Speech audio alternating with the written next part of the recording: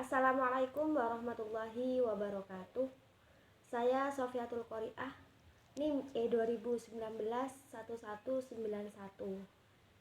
Di sini saya akan menanggapi terkait dengan video yang kedua yang telah disampaikan oleh Bapak Abdul Wadud Nafis tentang konsep dasar ekonomi Islam. Yang kebetulan beliau sedang mengampu mata kuliah Ekonomi Makro Islam di kelas Perbankan Syariah 4. Terkait dengan konsep dasar ekonomi Islam, sebelumnya kita harus memahami terkait dengan ilmu ekonomi. Nah, ilmu ekonomi sudah disampaikan pada video yang pertama, yakni terkait dengan bahwasannya ilmu ekonomi itu adalah ilmu sosial yang mempelajari bagaimana masyarakat memenuhi kebutuhan dengan segala keterbatasannya. Terkait dengan ilmu ekonomi ini ada beberapa bagian yang harus kita pahami. Yang pertama ada ekonomi kapitalis, ada ekonomi sosialis, yang terakhir ada ekonomi Islam. Apa sih ekonomi kapitalis itu?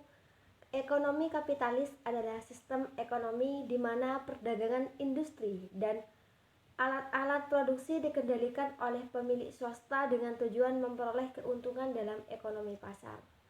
Nah, Adam Smith adalah tokoh ekonomi kapitalis klasik yang mana bahwasanya dia memandang bahwa ada sebuah kekuatan tersembunyi yang akan mengatur pasar atau invisible hand.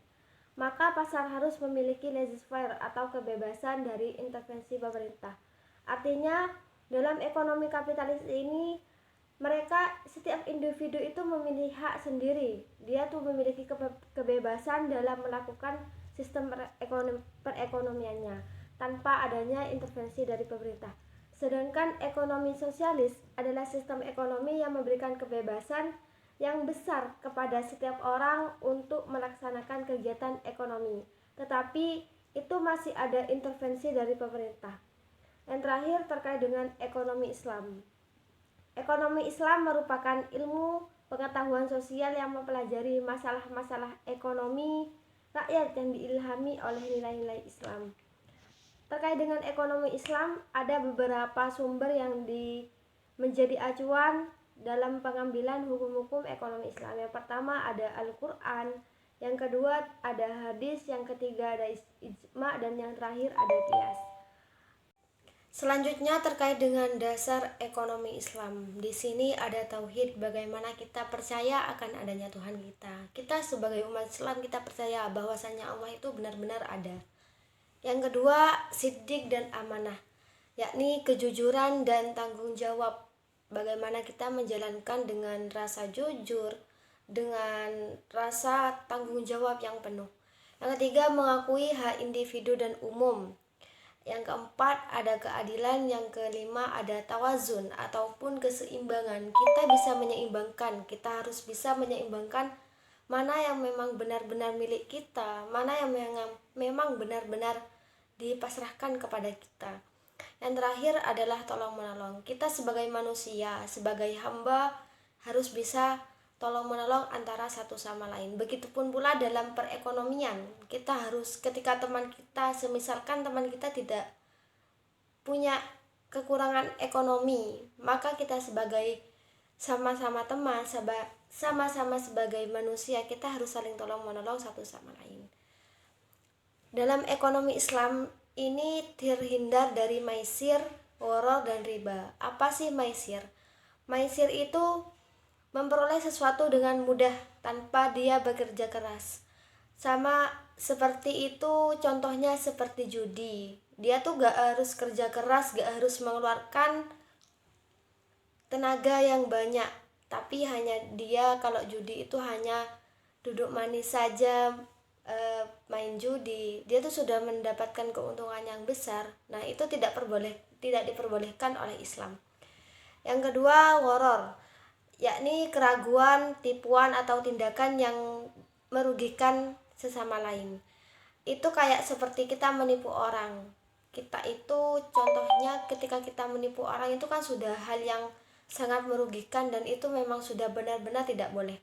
Yang terakhir adalah riba, mengambil keuntungan dari suatu pinjaman.